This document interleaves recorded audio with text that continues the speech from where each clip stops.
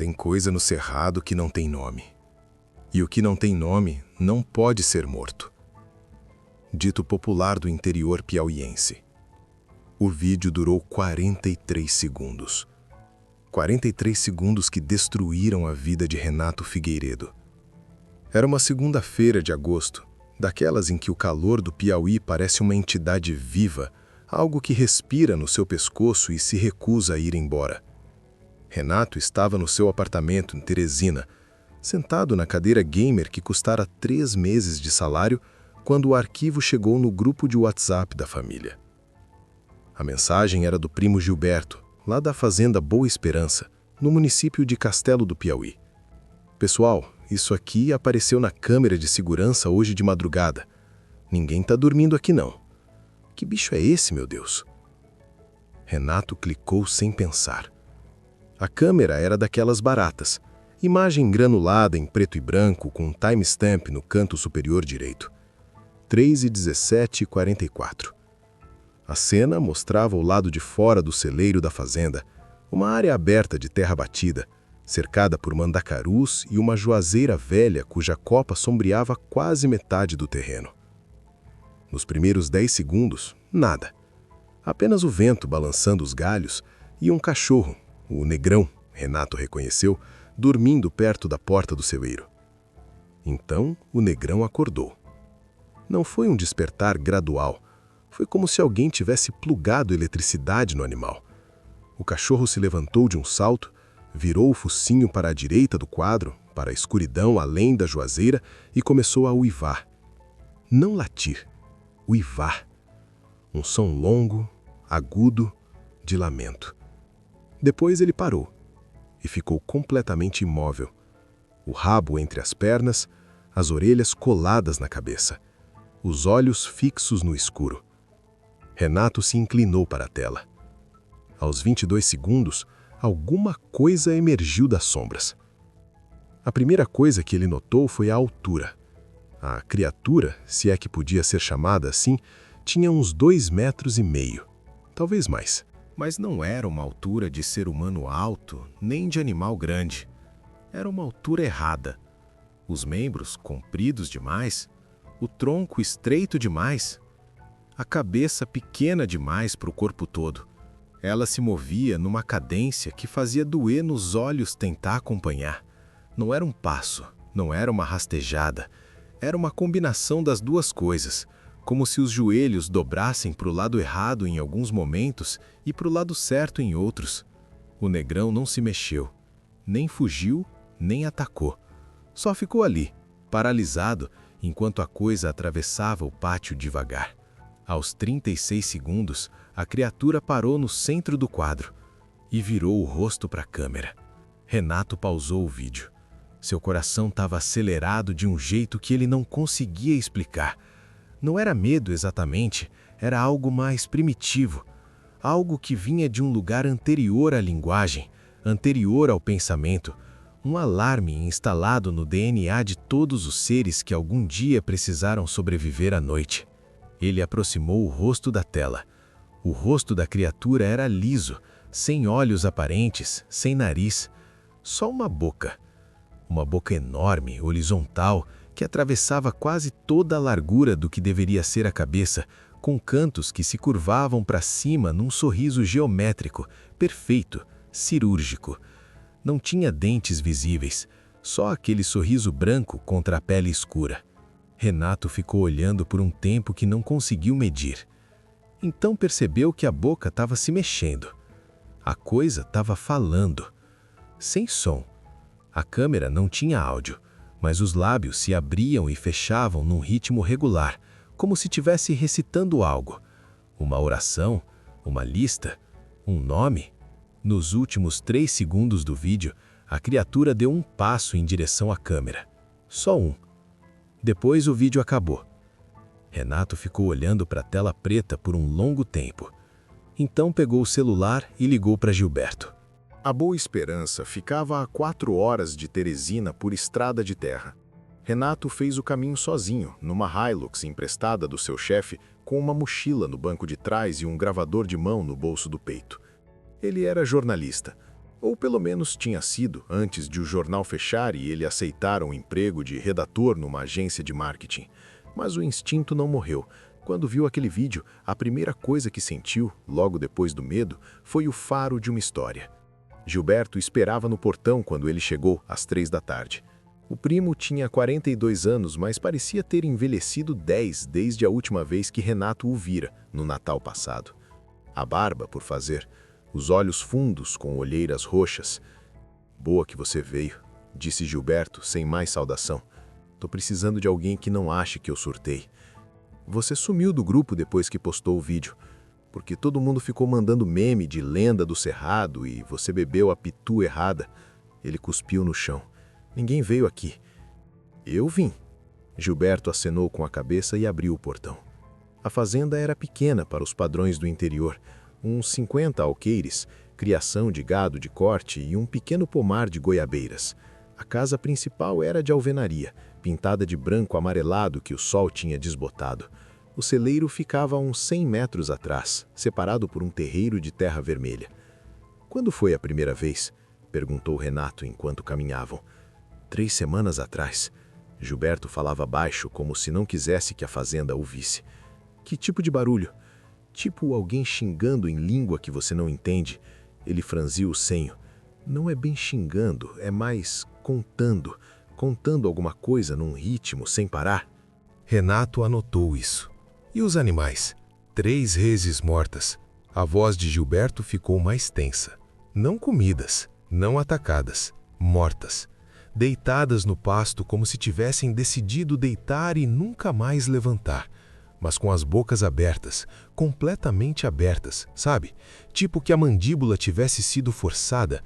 Ele parou e olhou para Renato. "E sem língua. As 3 sem língua." Renato parou de caminhar.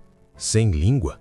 Removidas. Não arrancadas, não cortadas. Removidas. Limpas. Sem sangue no chão, sem nada." Eles ficaram em silêncio por um momento. O sol estava baixando, tingindo o cerrado de laranja e sombra. As cigarras faziam um barulho ensurdecedor que, de repente, Renato achou muito parecido com aquele "contando" que Gilberto tinha descrito. "O negrão?" perguntou ele. Gilberto apontou para o lado da casa. O cachorro estava encostado na parede, na sombra. Não dormia. Ficava olhando para a linha do horizonte com aquela mesma expressão do vídeo, estática, contraída, os olhos de um ser que viu algo que não processou ainda. "Ele não late mais", disse Gilberto. "Faz uma semana." Renato passou as primeiras horas na fazenda entrevistando Gilberto e sua esposa, Dona Neuza, uma mulher de 60 e poucos anos que fumava cigarro de palha e respondia às perguntas com a voz plana de quem já superou o medo e chegou num estágio além. "Minha avó falava de um bicho assim", disse ela sem olhar para Renato, olhando para a janela.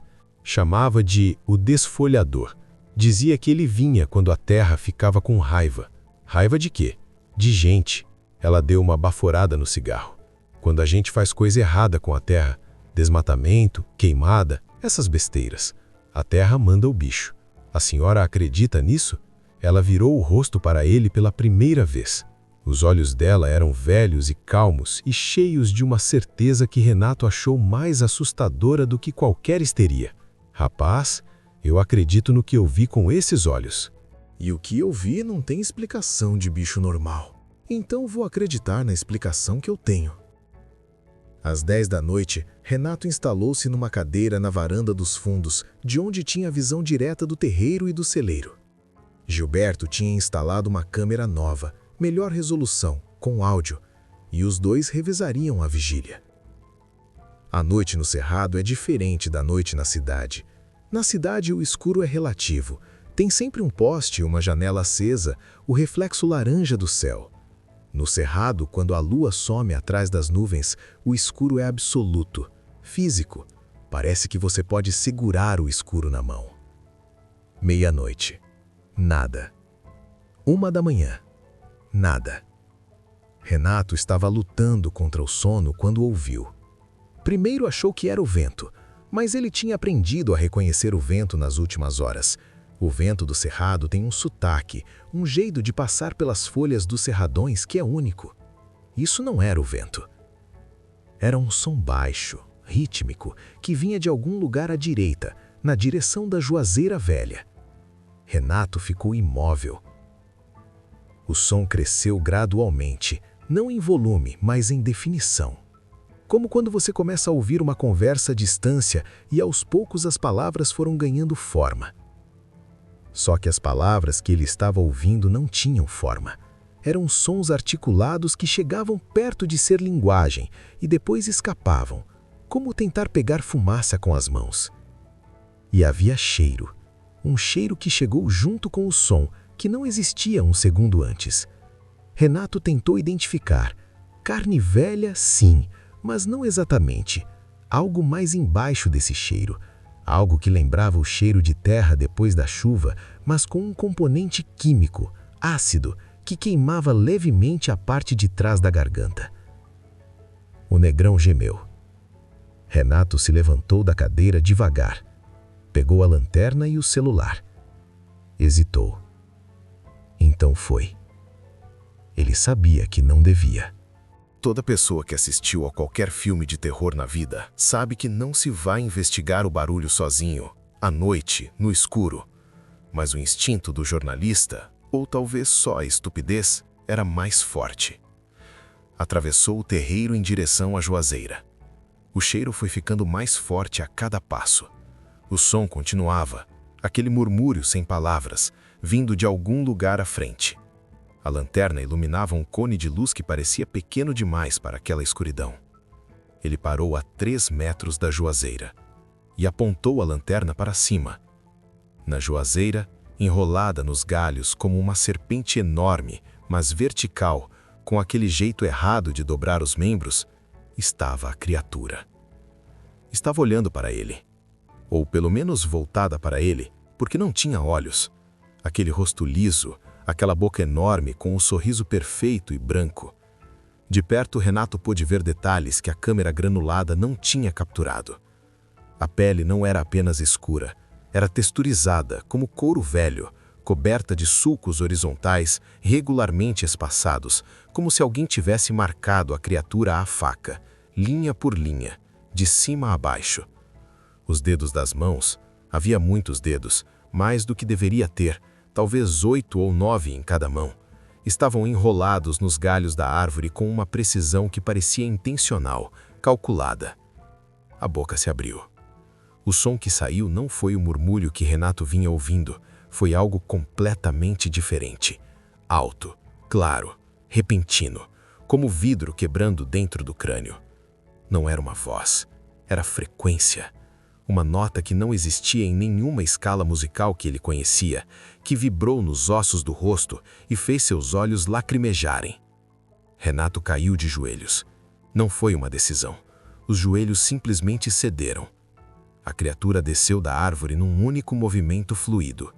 Pousou no chão a 1,5 metros dele. Olhou, se é que aquele rosto sem olhos podia olhar, para ele. E então fez a pior coisa possível. Não o atacou.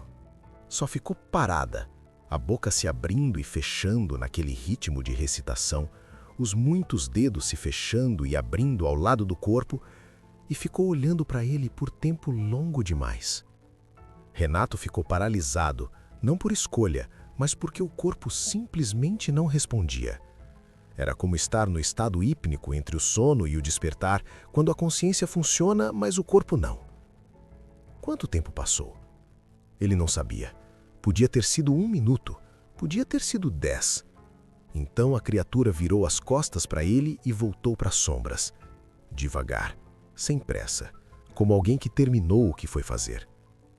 O corpo de Renato voltou a funcionar. Ele correu de volta para casa. Gilberto estava acordado quando Renato entrou pelas portas dos fundos, branco como cal, as mãos tremendo.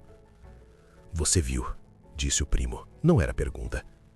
"Por que você não me contou tudo?" Renato mal conseguia controlar a voz. "Você não ia acreditar." "Gilberto." Renato sentou à mesa da cozinha e cravou os olhos no primo. "Me conta tudo, agora." Gilberto ficou em silêncio por um momento.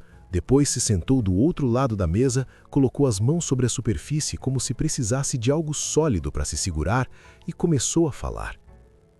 A criatura não tinha aparecido de repente, tinha chegado gradualmente. Primeiro os sons, depois os animais mortos, depois... Gilberto baixou a voz. As marcas na terra. Que marcas? No pasto, do lado leste, círculos, não como aqueles de lavoura que vocês veem na internet. E esses são pequenos, 3 metros de diâmetro, mas perfeitos. E dentro dos círculos a grama estava morta, morta e ressecada, como se tivesse sido sugada por baixo. Por que você não me mostrou? Porque 3 dias atrás... Gilberto fechou os olhos. 3 dias atrás eu fui até lá de manhã cedo e encontrei meu empregado, o Chico Bento, no meio de um desses círculos. Renato esperou. Ele estava vivo, mas não... Gilberto abriu os olhos. Estavam vermelhos. Não estava respondendo. Sentado no centro do círculo, os olhos abertos, sem piscar. Fiquei chamando ele por meia hora, nada. Levei ele para o hospital em Castelo do Piauí. E? Os médicos disseram que ele estava bem. Todos os sinais vitais normais. Só que ele não falava, não comia a não ser que forçasse. Não dormia. Ficava sentado na cama olhando para a parede. Uma pausa longa. Ontem de manhã o médico me ligou. O Chico Bento tinha sumido do hospital na madrugada. Câmera do corredor mostrou ele levantando da cama às 3 da manhã, indo até a janela do quarto andar, abrindo a janela e... Gilberto não terminou a frase. Não precisava. Renato ficou olhando para a mesa por um tempo longo. Na sua cabeça ele estava organizando os fatos como um jornalista, mas por baixo disso, em algum lugar mais fundo, alguma coisa estava se recusando a acreditar que os fatos eram o problema real. Gilberto, ele escolheu as palavras com cuidado. O vídeo que você me mostrou pela primeira vez. O vídeo que você postou no grupo. Sim. Você disse que a câmera era de segurança. Instalada quando? Gilberto ergueu os olhos. 2 meses atrás. Por quê? Porque... Gilberto piscou. Franziu o senho como se estivesse tentando se lembrar de algo que estava escorregando. Porque tinha acontecido uma coisa antes disso. Eu queria registrar. Que coisa? Silêncio longo. Gilberto? Eu não me lembro. A voz do primo estava diferente agora, mais lenta, como se as palavras estivessem custando esforço. Eu sei que aconteceu alguma coisa que me fez instalar a câmera, mas quando tento lembrar o que foi, é como se tivesse um buraco. Renato sentiu o frio escorrer pela espinha. Um buraco? Como se eu soubesse que tem uma memória ali, mas quando tento pegar ela, não tem nada, só o buraco. Renato não dormiu naquela noite. Ficou sentado à mesa da cozinha com o gravador de mão na frente, revisando tudo o que tinha registrado. Eram quase 4 da manhã quando percebeu. Tinha gravado o momento em que encontrou a criatura na juazeira. Tinha gravado sem pensar, por reflexo, como qualquer jornalista faz. O gravador estava ligado no bolso do peito quando ele saiu pela varanda. Ele deu play. Os primeiros minutos eram passos na terra seca, o farfalhar da grama, depois o silêncio, a respiração dele ficando mais rápida, uma pausa e então o som. No gravador, o som que a criatura havia produzido não era aquela frequência óssea que ele tinha sentido ao vivo. Era diferente, filtrado pelo microfone barato do gravador, transformado em ondas de ar e convertido em dados digitais. O som tinha perdido sua qualidade física e revelado o que estava embaixo. Era a voz. Uma voz que articulava palavras. Renato colocou o fone de ouvido e aumentou o volume ao máximo. As palavras eram repetidas, em loop, naquele ritmo de recitação que ele tinha visto nos lábios da criatura. E embora fossem palavras que ele não reconhecia como português ou como qualquer língua que conhecesse, havia uma estrutura nelas, uma gramática, uma intenção. Ele ficou ouvindo por longos minutos, tentando entender.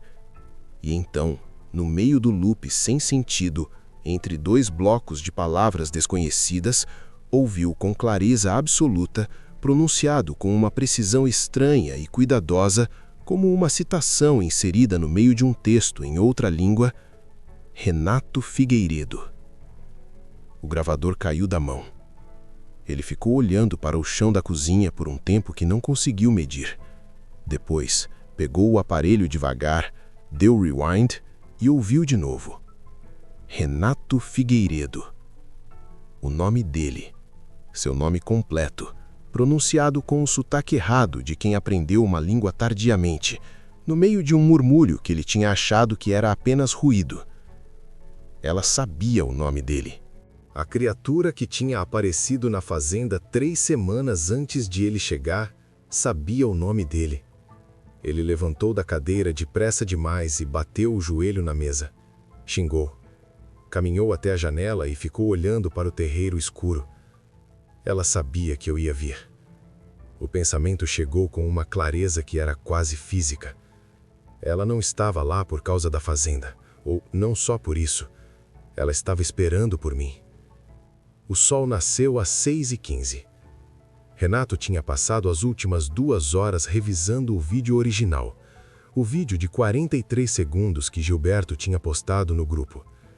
Ele tinha assistido dezenas de vezes, pausando em cada frame, aplicando filtros de contraste no celular.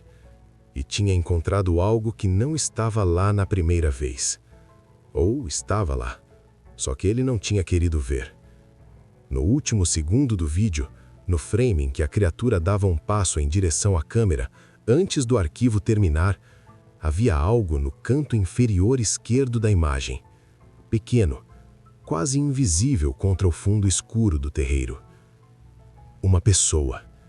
Alguém de pé no canto do quadro, no escuro, completamente imóvel, observando a criatura. Renato aumentou o zoom ao máximo. A imagem ficou pixelada, mas ele conseguiu ver o suficiente. A pessoa estava de costas para a câmera, alta, vestindo uma camiseta escura e calça jeans, descalça.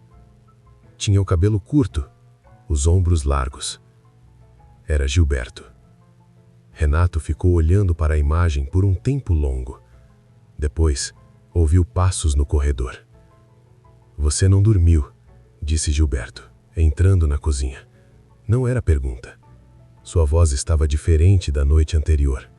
Mais tranquila, mais plana. Não. Renato colocou o celular no bolso.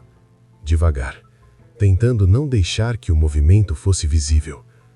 Estava revisando as gravações. Encontrou alguma coisa interessante? Havia algo na entonação desta frase. Sutil, quase imperceptível. Mas Renato era jornalista. Passara anos aprendendo a ouvir o que as pessoas não diziam. Havia um sorriso na voz de Gilberto. "Não muito", respondeu Renato, controlando a própria voz com toda a energia que tinha. "Muito ruído. Pena." Gilberto sentou-se do outro lado da mesa. Colocou as mãos sobre a superfície, o mesmo gesto da noite anterior. Mas agora Renato enxergou o que não tinha enxergado antes. As mãos de Gilberto. As mãos que ele via desde criança, que empurraram um carrinho de mão ao lado dele, que tinham descascado alho e colhido goiaba e apertado a mão dele no velório da avó. Essas mãos tinham marcas. Sulcos horizontais regularmente espaçados, pequenos, finos, como cicatrizes antigas, como se alguém tivesse marcado a pele à faca, linha por linha. Exatamente como a pele da criatura. Renato levantou os olhos para o rosto do primo. Gilberto estava sorrindo. Não era um sorriso normal, era largo demais, os cantos da boca chegavam longe demais para os lados, num ângulo que a anatomia humana não deveria permitir. E os olhos que tinham estado vermelhos e fundos na noite anterior, estavam agora completamente lisos, sem íris visível, 2 superfícies brancas e brilhantes no meio do rosto familiar. "Você foi rápido", disse Gilberto, com uma voz que não era a voz de Gilberto. Era a voz de alguém que aprendeu a falar usando Gilberto como modelo, mas não aprendeu completamente. "Vocês esperam que você fosse mais devagar." Renato calculou a distância até a porta dos fundos. Longe demais. "O Gilberto", ele disse, e a voz saiu mais firme do que esperava. "O meu primo. Onde ele está? Aqui. A criatura que usava o rosto de Gilberto tocou o próprio peito. Sempre aqui. Nós compartilhamos. Ele sabia, desde o começo. Vocês sempre sabem. Só fingem que não. Vocês? Os que vêm olhar. Os que postam vídeos. O estômago de Renato gelou. Foi você que postou o vídeo. Gilberto postou, com minha orientação. O sorriso não tinha diminuído. Vocês têm esse instinto. Quando encontram algo assustador, compartilham. Chamam mais gente. É uma característica bonita. Chamam mais gente. Quantas pessoas assistiram ao vídeo? Renato ouviu a própria voz perguntar, num tom que não reconhecia como seu. No momento em que você chegou aqui, a criatura inclinou a cabeça para o lado, num ângulo que os músculos do pescoço humano não deveriam permitir. 846. O gravador no bolso de Renato. Ele pensou no gravador, no nome que a criatura tinha pronunciado na madrugada. Renato Figueiredo. Você não sabia meu nome porque ia vir, Renato disse devagar, montando o quebra-cabeça em tempo real. Você sabia meu nome porque eu já tinha assistido ao vídeo. E quando alguém assiste ao vídeo, nos apresentamos, completou a criatura. É uma formalidade, cortesia. E depois? Depois, disse a voz que não era de Gilberto, nós encontramos um jeito de compartilhar. Renato olhou para as mãos da criatura, para os sulcos na pele. Pensou nas 846 pessoas que tinham assistido ao vídeo no WhatsApp. Pensou nas pessoas que essas pessoas tinham contado, nas capturas de tela que inevitavelmente tinham circulado, nos outros grupos, nas outras plataformas. Pensou na velocidade com que as coisas se espalhavam na internet.